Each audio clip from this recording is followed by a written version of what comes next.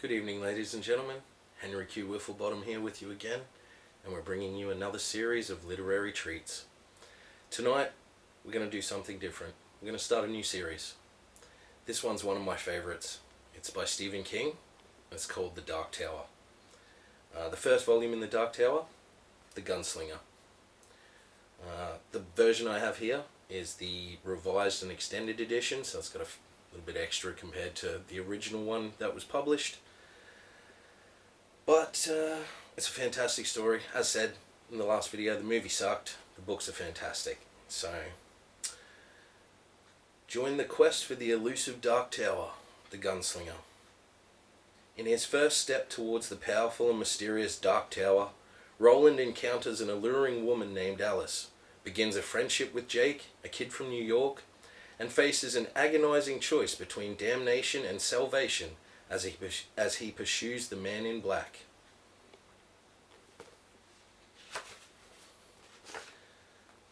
Resumption.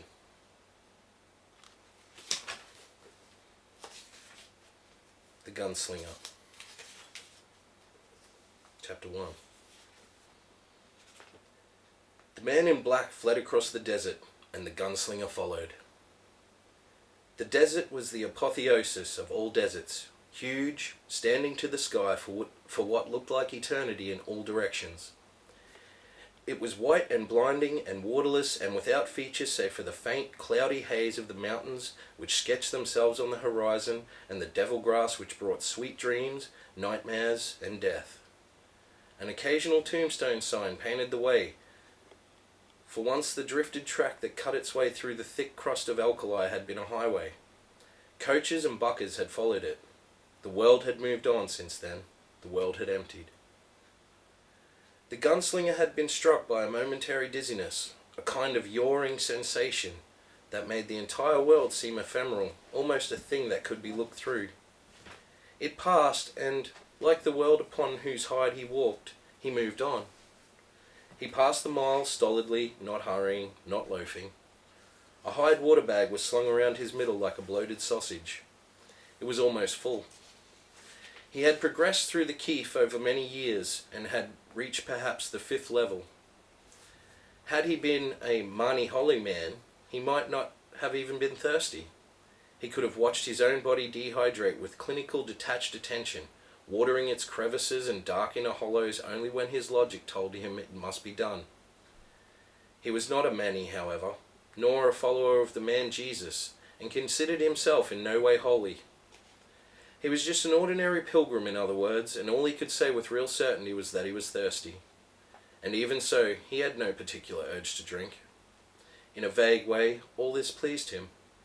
It was what the country required. It was a thirsty country, and he had in his long life been nothing if not adaptable. Below the water bag were his guns, carefully weighted to his hands. A plate had been added to each when they had come to him from his father, who had been lighter and not so tall. The 2 belts crisscrossed above his crotch. The holsters were oiled too deeply for even this Philistine sun to crack. The stocks of the guns were sandalwood, yellow and finely grained. Rawhide tie-downs held the holsters loosely to his thighs, and they swung a bit with his step. They had rubbed away the bluing of his jeans, and thinned the cloth, in a pair of arcs that looked almost like smiles. The brass casings of the cartridges looped into the gun belts, heliographed in the sun. There were fewer now. The leather made subtle creaking noises. His shirt, the no colour of rain or dust, was open at the throat, with a rawhide thong dangling loosely in hand-punched eyelets. His hat was gone. So was the horn he had once carried. Gone for years, that horn, spilled from the hand of a dying friend, and he missed them both. He breasted a gently rising dune. Although there was no sand here, the desert was hardpan, and even the harsh winds that blew when dark came raised only an aggravating harsh dust like scouring powder. And saw the kicked remains of a tiny campfire on the lee side, the side the sun would quit earliest. Small signs like this, once more affirming the man in black's possible humanity, never failed to please him. His lips stretched in the pitted, flaked remains of his face. The grin was gruesome, painful. He squatted. His quarry had burned the devil grass, of course. It was the only thing out here that would burn. It burned with a greasy, flat light, and it burned slow. Border dwellers had told him that devils lived even in the flames. They burned it, but would not look into the light. They said the devils hypnotized, beckoned, would eventually draw the one who looked into the fires, and the next man foolish enough to look into the fire might see you. The burned grass was crisscrossed in the now familiar ideographic pattern and crumbled to grey senselessness before the gunslinger's prodding hand. There was nothing in the remains but a charred scrap of bacon which he ate thoughtfully. It had always been this way. The gunslinger had followed the man in black across the desert for 2 months now, across the endless, screamingly monotonous purgatorial wastes, and had yet to find spore other than the hygienic, sterile ideographs of the man in black's campfires. He had not found a can, a bottle, or a water bag. The gunslinger had left 4 of those behind like dead snakeskins. He hadn't found any dung. He assumed the man in black buried it. Perhaps the campfires were a message spelled out one great letter at a time. Keep your distance, partner, it might say. Or, the end draweth nigh. Or maybe even, come and get me. It didn't matter what they said or didn't say. He had no interest in messages, if messages they were. What mattered was that these remains were as cold as all the others. Yet he had gained. He knew he was closer, but did not know how he knew. A kind of smell, perhaps? That didn't matter either. He would keep going until something changed, and if nothing changed, he would keep going anyway. There would be water if God willed it, the old-timers said. Water if God willed it, even in the desert. The gunslinger stood up, brushing his hands. No other trace. The wind, razor sharp, had of course filed away even what scant tracks the hard pan might once have held. No man scat, no cast-off trash, never a sign of where those things might have been buried. Nothing. Only these cold campfires along the ancient highway moving southeast and the relentless rangefinder in his own head. Although, of course, it was more than that. The pull southeast was more than just a sense of direction, was even more than magnetism. He sat down and allowed himself a short pull from the water bag. He thought of that momentary dizziness earlier in the day, that sense of being almost untethered from the world, and wondered what it might have meant. Why should that dizziness make him think of his horn and the last of his old friends, both lost so long ago at Jericho Hill? He still had the guns, his father's guns, and surely they were more important than horns, or even friends. Weren't they? The question was oddly troubling, but since there seemed to be no answer but the obvious one, he put it aside, possibly for later consideration.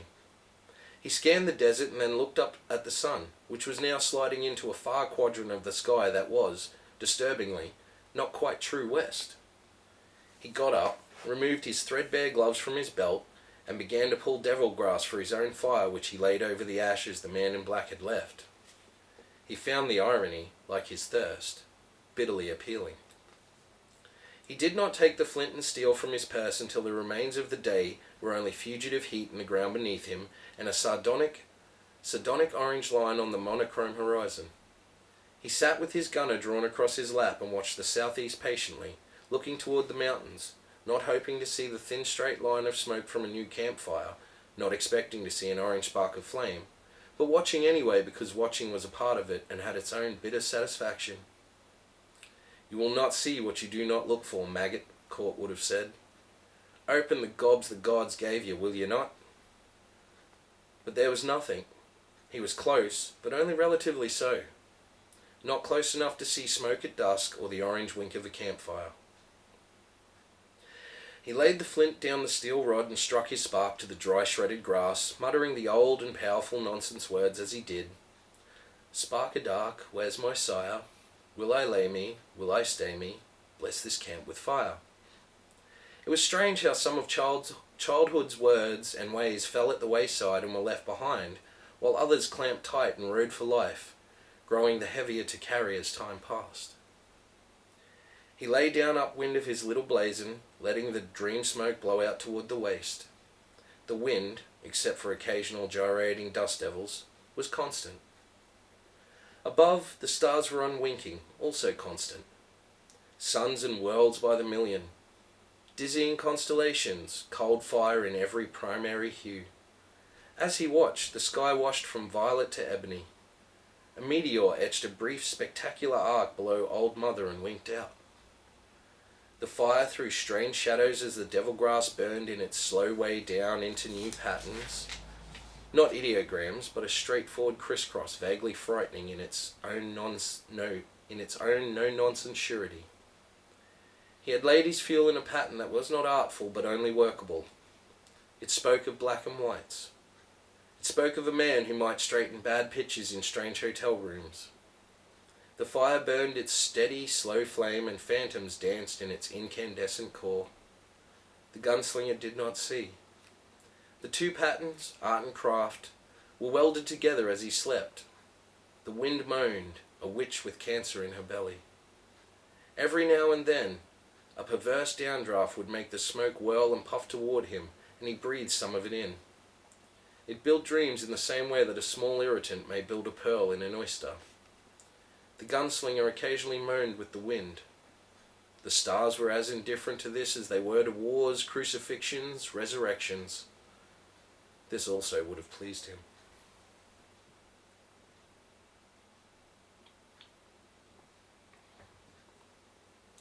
Chapter 2. He had come down off the last of the foothills leading the mule, whose eyes were already dead and bulging with the heat. He had passed the last town 3 weeks before, and since then there had only been the deserted coach track and an occasional huddle of border dwellers' sod dwellings. The huddles had degenerated into single dwellings, most inhabited by lepers or madmen. He found the madmen better company. One had given him a stainless steel silver compass and bade him give it to the man Jesus. The gunslinger took it gravely. If he saw him, he would turn over the compass. He did not expect that he would, but anything was possible. Once he saw a taheen, this one a man with a raven's head. But the misbegotten thing fled at his hail, cawing what might have been words, what might even have been curses. 5 days had passed since the last hut, and he had begun to suspect there would be no more when he topped the last eroded hill and saw the familiar low-back sod roof. The dweller, a surprisingly young man with a wild shock of strawberry hair that reached almost to his waist, was weeding a scrawny stand of corn with zealous abandon. The mule let out a wheezing grunt, and the dweller looked up, glaring blue eyes coming target center on the gunslinger in a moment.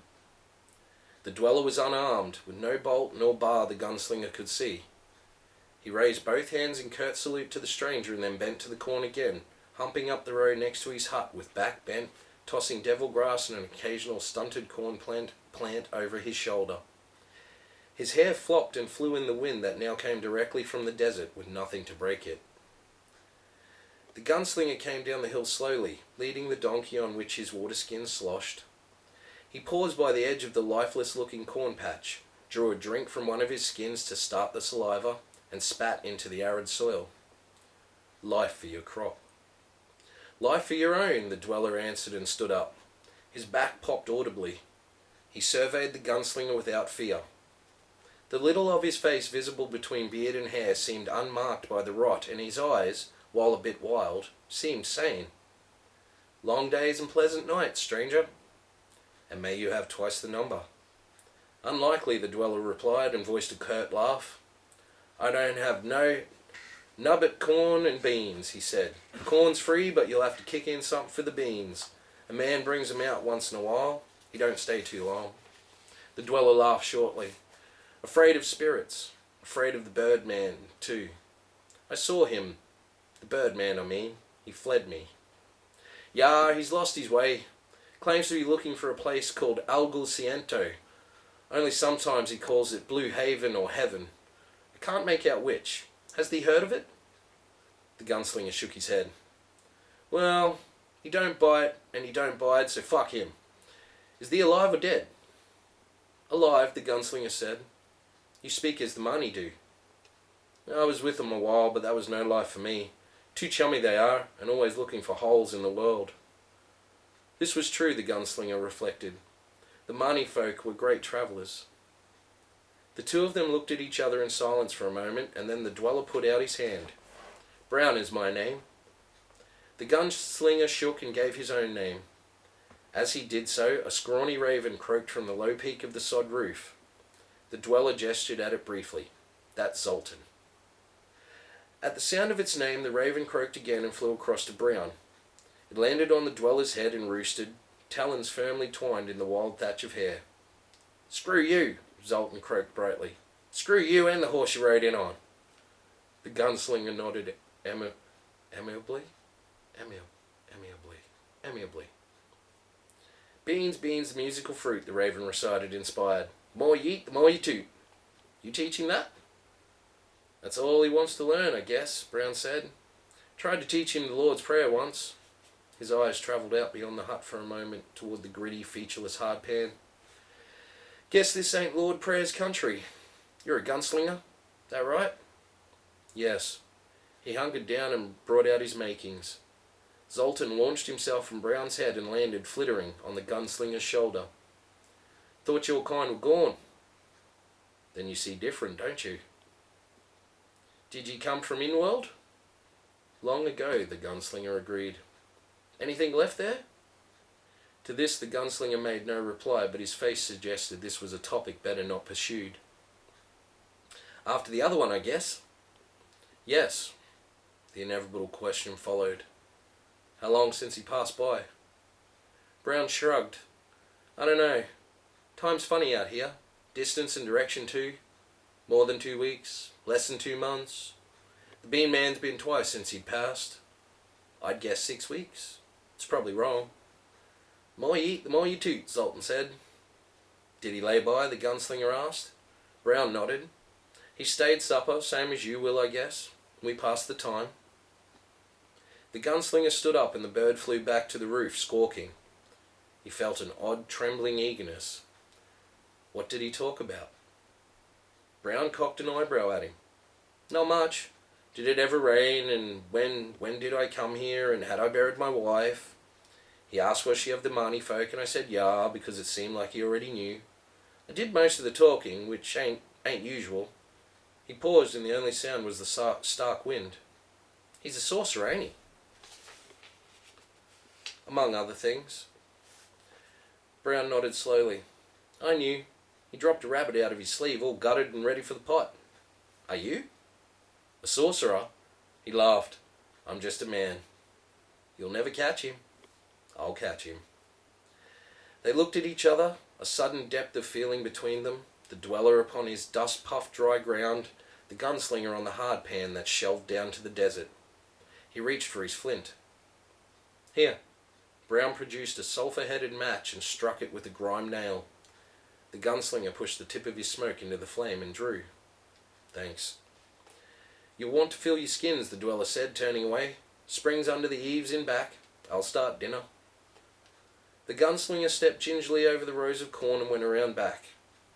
The spring was at the bottom of a hand-dug well, lined with stones to keep the powdery earth from caving.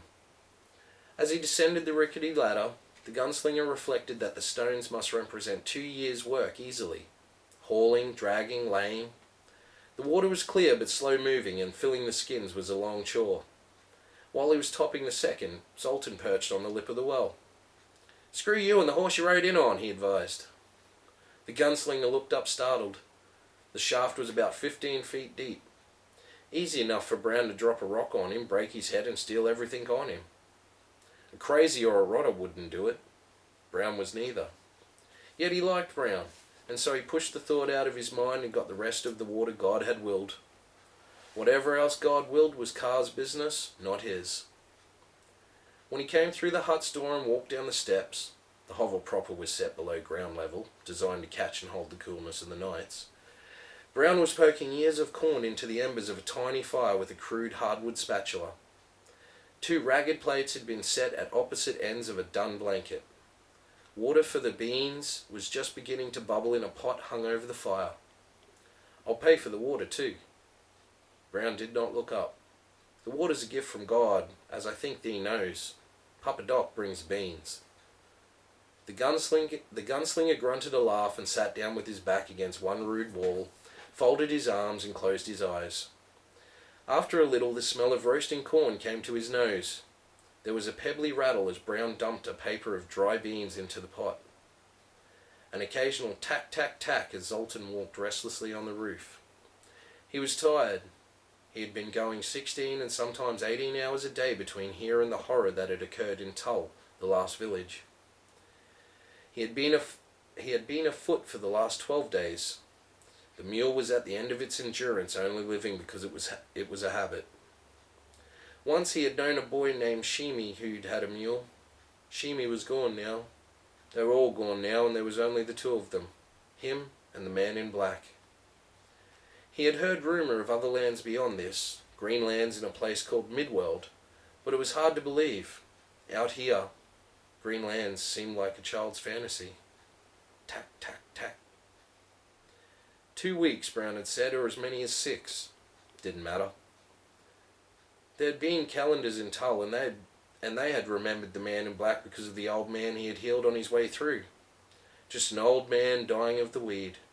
An old man of 35. And if Brown was right, he had closed a good deal of distance on the man in black since then. But the desert was next, and the desert would be hell. Tack, tack, tack. Lend me your wings, bird. I'll spread them and fly on the thermals. He slept. Chapter 3. Brown woke him up an hour later. It was dark. The only light was the dull cherry glare of the banked embers. Your mule has passed on, Brown said. Tell you sorry. Dinner's ready.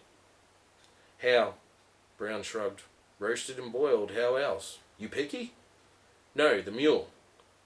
It just laid over, that's all. Looked like an old mule.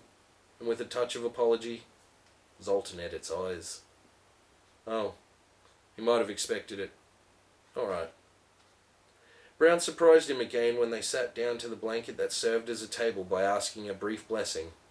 Rain, health, expansion to the spirit. Do you believe in an afterlife? The gunslinger asked him as Brown dropped 3 ears of hot corn onto his plate. Brown nodded. I think this is it. That's the end of chapter 3 in part 1. So, hope you enjoyed tonight's chapter in the new series. I said Stephen King's The Dark Tower. Look, leave us a like, leave us a comment, subscribe, anything you want to do. Please check out the other videos of the other series we have, which is James Barclay's The Raven, Legends of the Raven, Chronicles of the Raven. Anyhow, Dawn Thief. Check out Dawn Thief as well. Tonight's music plug is a band called Glass Jaw.